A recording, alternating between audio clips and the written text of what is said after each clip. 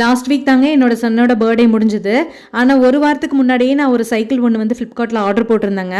அது இன்னும் வருது வந்துட்டே இருக்குங்க. சரி அதுதான் வந்துருச்சாட்டிருக்குன்னு சொல்லிட்டு கால் ஒன்று வந்ததுங்க. போய் பார்சல் பிக் பண்ண போனால் இல்லைங்க நீங்கள் பேமெண்ட்லாம் பண்ண வேணாம், ஆல்ரெடி பே பண்ணிட்டாங்க அப்படின்னு சொல்லி ஷாக் கொடுத்தாங்க.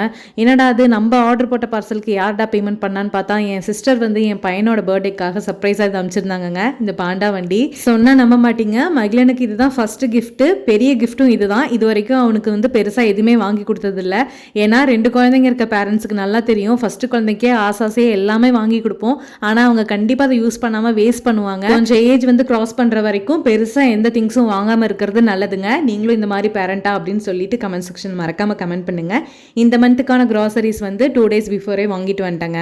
பேசிக்காவே நான் வந்து இந்த ஹோம்மேட் ப்ராடக்ட்ஸ் எல்லாம் பார்த்தேன்னா விரும்பி வாங்கி ட்ரை பண்ண நினைப்பேங்க.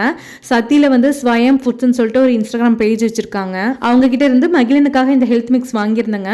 அப்புறம் வந்து கருப்பு எல்லோரண்ட லட்டும் வாங்கியிருந்தேன். அது வாங்கிட்டு இருந்தோடனே கிட்ஸ் வந்து நல்லா இருக்குன்னு உடனே எடுத்து சாப்பிட ஆரம்பிச்சிட்டாங்க. அப்புறம் தொக்குலாம் கூட இவங்க கிட்ட கிடைக்குதுங்க. நான் 2 டைப் ஆஃப் தொக்கு வாங்கியிருந்தேன். ரெண்டுமே சூப்பராக இருந்தது. அந்த டேஸ்ட் வந்து ஹோம்மேட் நல்லாவே தெரிஞ்சுதுங்க. சத்தியில் வந்து அங்கு விலாஸில் இவங்களோட ப்ராடக்ட் ரெகுலராகவே கிடைக்குங்க. அங்கே ட்ரை பண்ணி பாருங்க. அப்படி இல்லை அப்படின்னா உங்களுக்கு நான் காண்டாக்ட் நம்பர் கொடுக்குறேன், அவங்களை காண்டாக்ட் பண்ணி கூட நீங்கள் வாங்கிக்கலாம். நாளைக்கு ஒரு வீடியோவில் மீட் பண்ணலாம். பாய்.